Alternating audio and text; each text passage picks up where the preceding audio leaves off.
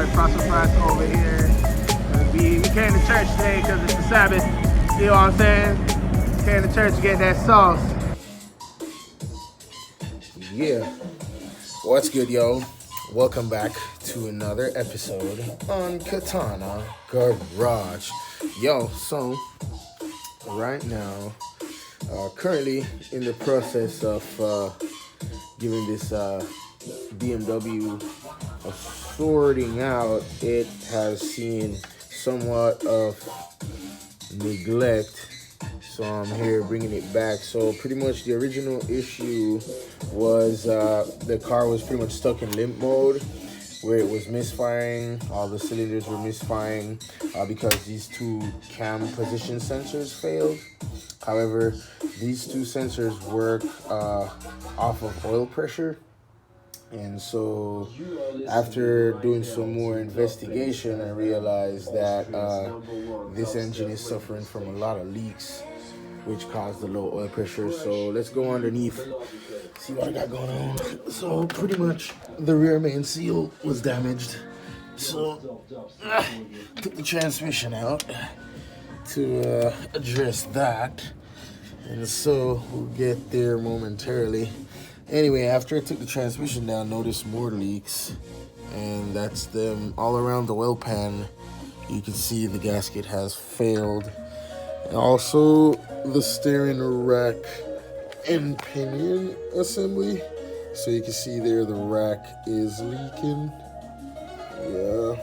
And so ultimately, to replace the oil pan gasket, the subframe has to come out, and all the suspension has to be disassembled. You know what I mean? And yeah, so I'm already done the preliminaries. The control arm is disassembled, both sides, and the transmission is on the floor. That has to get serviced. Pretty much, it needs a flush, filter change, and a little bit of R&R. And yeah, so it's quite a bit of work. So as you can see, the whole oil pan is leaking, and that's just oil leaks everywhere, all around the gasket.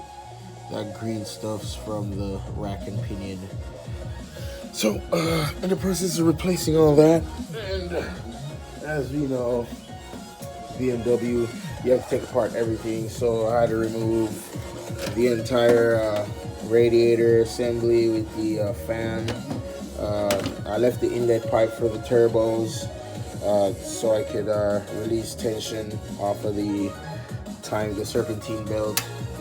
So yeah, so right now I'm in the process of dropping the subframe. I got my trusty engine support bar on the engine. I'm not gonna go ahead and use my crane because I want to be able to get access to underneath.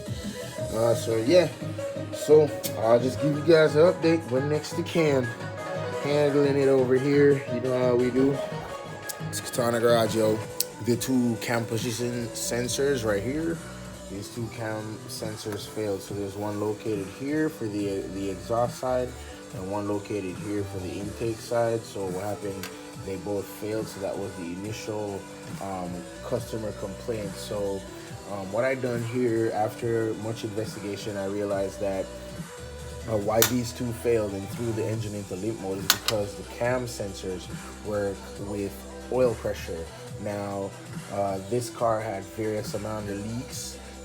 One of them being the oil pan gasket, which was significantly deteriorated.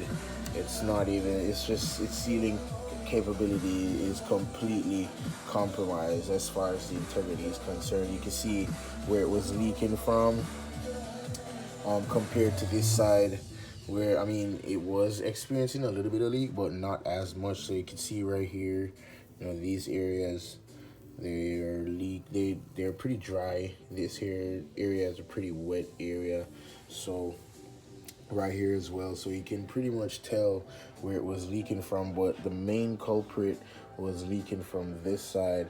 And this is because on the car, this would be the back of the oil pan, this would be the front of the oil pan, and so this part is angled down, so gravity is like pulling it. So over time, you know what I mean, it failed. So that was the result of why the car had low oil pressure, because the sensor is yet again at the bottom. So that's the sensor, it's at the bottom of the oil pan, you know what I mean.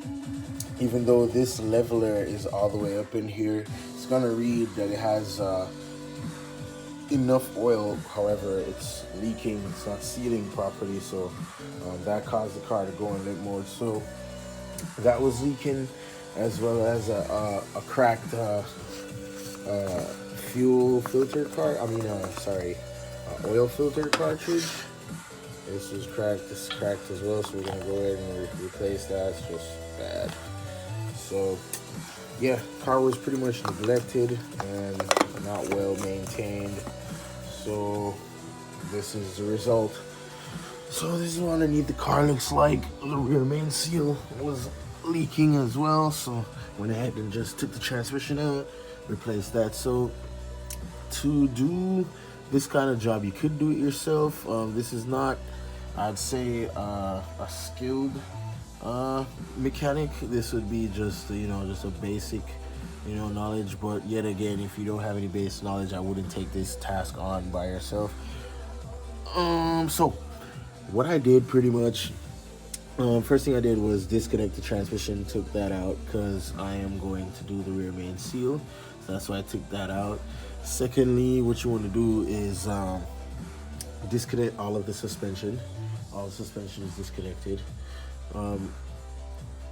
Yeah, so the control arms are off to the side on both sides. I just left the rack and pinion hanging. I was gonna replace it because it is leaking again, but the customer opted out on replacing it, so I just leave it there. So all this stuff, oh my god, no idea what that is. We'll figure that out. That looks like, not sure if that's supposed to be there. Oh my. What? What the hell is this coming out of the oil pickup stick, man? I have no idea what this looks to be. Some kind of gasket RTV got sucked up into the, I have no idea how that got there. Look at that, just dangling. Oh my god. Anyway, what I did, let me just start over before I get carried away.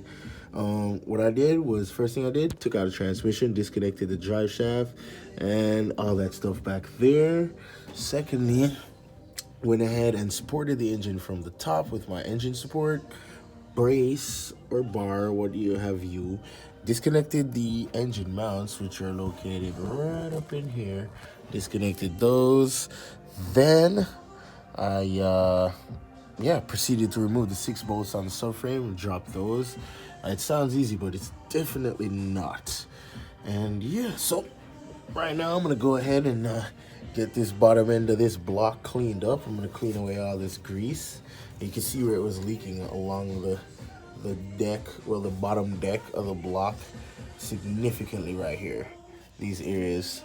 So I'll go ahead and clean that up and put this bad bitch back together. Call her a day. But then look at this. What I noticed. All that RTV got sucked up into the oil pickup tube. No idea how that got there. Look at that. I'm just gonna go ahead and pull it all out. Oh my god. This is the other reason why the car got stuck in limp mode and there was no oil pressure. Because something was restricting the oil pickup tube. And there it's filled, man. So I'm gonna have to clean that out. I'm not sure if somebody put some kind of chemical in here as far as trying to stop the leaks. But I have never seen this before, and put my finger up. A good thing it has a like a honeycomb on top, like a mesh strainer, so that stuff was unable to get through and into the system. If it got into the system, then that would have been a catastrophic failure. So thank God for the fucking strainer, hey? Anyway, this is why the pickup tube is very important. A lot of people do not, they just drill out the filter inside. for more oil, but if they did not have that, that would have been fucked.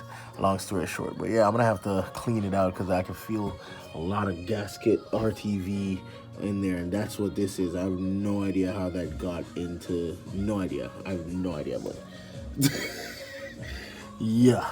So that was the main culprit as to why the oil wasn't getting to the top of the engine and it was just down here. You know what I mean? So, yep. So I'm gonna clean this bad boy up. Reinstall the new gasket.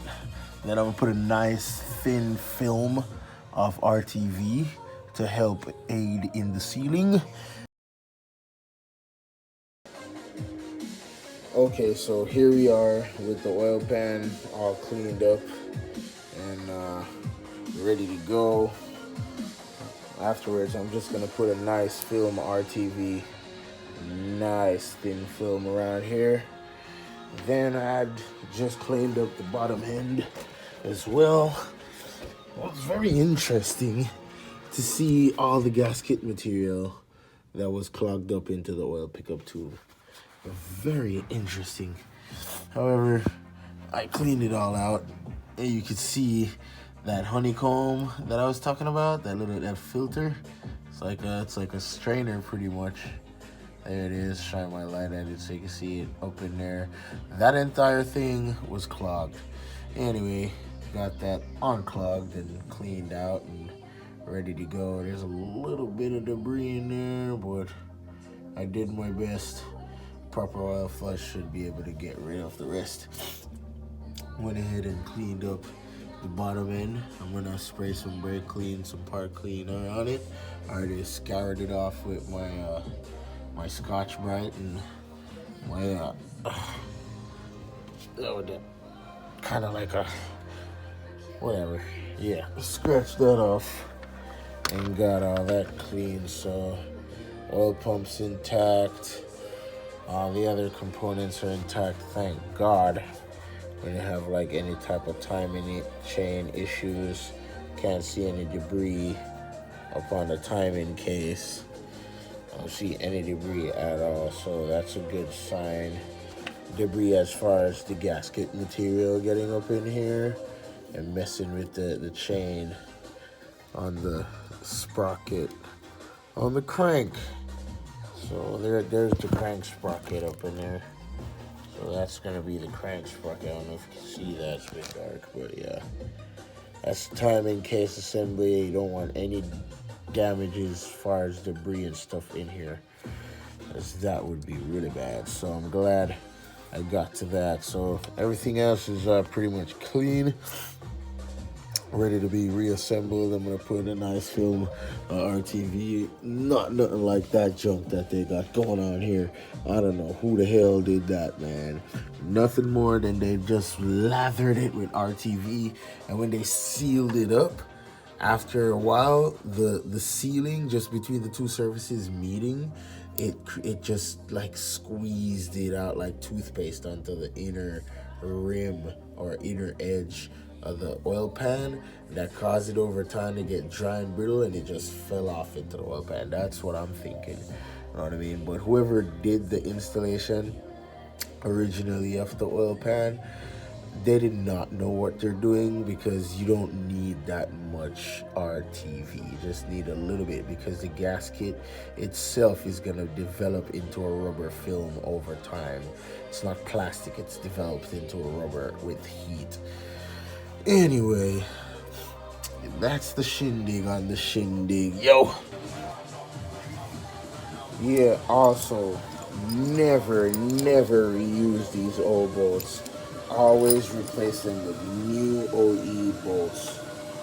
The reason for that is that these bolts are aluminum, which means they're torque to yield, which means stretch only one time. So when you torque these, the thread pitch, they stretch, and these bolts are aluminum compared to an iron bolt, which would have a little bit more strength. And this would be an iron bolt. It's very heavy in weight. These ones are aluminum, very light, and this is why you cannot reuse these, because then they won't be able to torque the oil pan properly to its recommended and specific specifications. So always replace the bolts with brand new ones. And that's the part number. There you go. Beautiful. Let's keep it clean, ladies and gentlemen. All right, let's do a little review on the parts as far as the gasket, the oil pan gasket. So you can see how this one's all brittle. See, it's like it's no good anymore. It's toast. Look at it. Yeah, this is done. It looks like it's normal, but it's not. It's just very brittle. And here's the new one. You can see how totally different it looks. Even the rubber looks nice and ready, nice and fresh. Doesn't even look like rubber anymore. It's plastic now. So let's go ahead and get that installed onto the oil pan, onto the car. Yeah, so here's what I mean by nice thin film. You dab it, dab it. Oh, you can't see. Don't cover the bolt holes. Dab it, dab it, dab it. Just like that. It's kind of hard to film and work at the same time. Hence why I don't really film while I'm working. But yeah, that's all you need, man. Just a nice thin film. The rest of the gasket, when it builds up, it's just gonna do its job.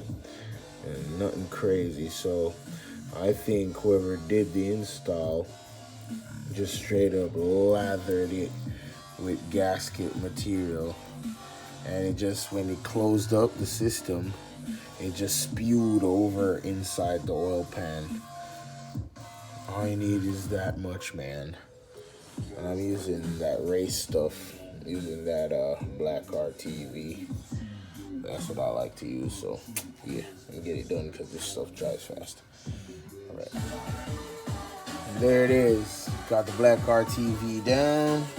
Got the new gasket installed. I like to put the RTV there too because it helps it stick.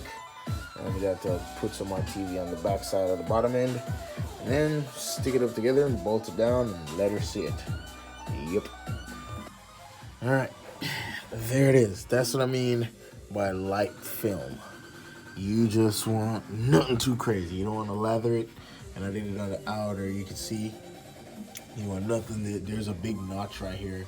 That big notch gets most of it. Just want a little bit. You don't want nothing too crazy. Now let's put it together. Yeah, and there it is, finished product. And there's no, it's nice and dry and clean. There's no wet spots on the gasket. All the bolts are in and torqued to spec in sequence. Starting from the middle, work your way out. So, should be good. I'm gonna go ahead and now I'm gonna put up the subframe. I already reassembled that. Before I do that, I'm gonna reassemble the power steering compressor and work my way from there and reassemble it to the serpentine belt. And okie doke. Here is the intake cam position sensor.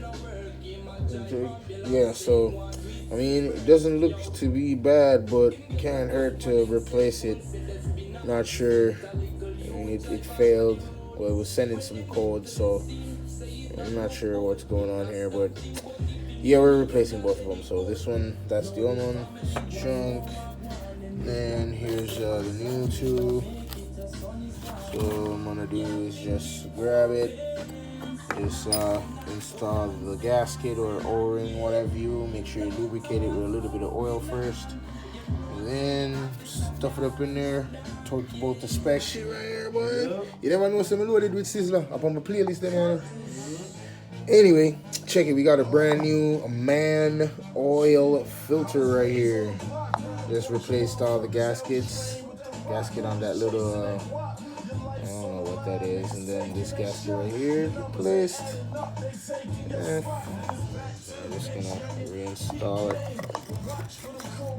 And putting it back together.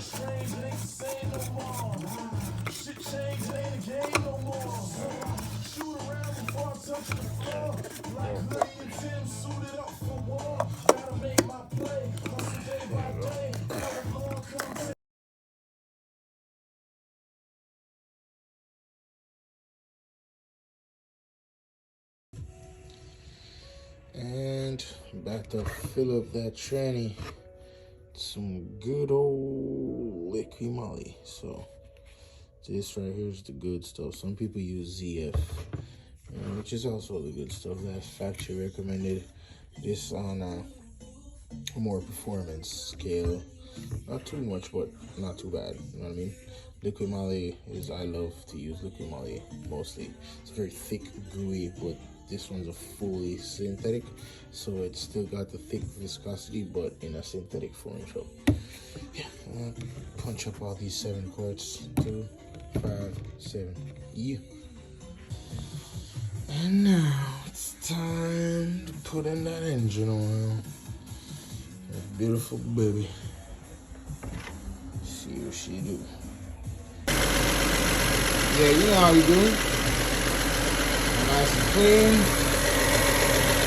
Hear that idle? Purrs like a kitty.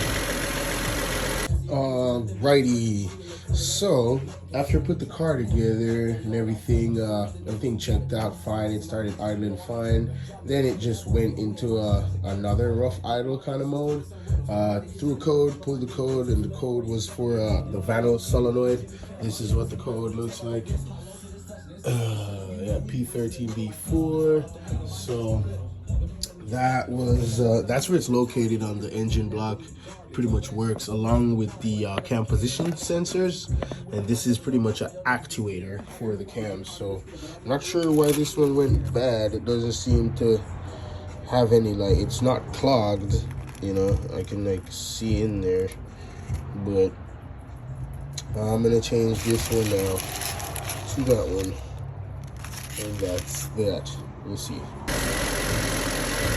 Alrighty.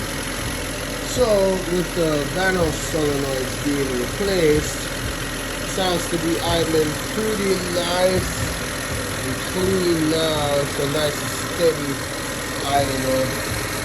I like that. Sounds good. Now it's starting to build pressure here. See what it's doing.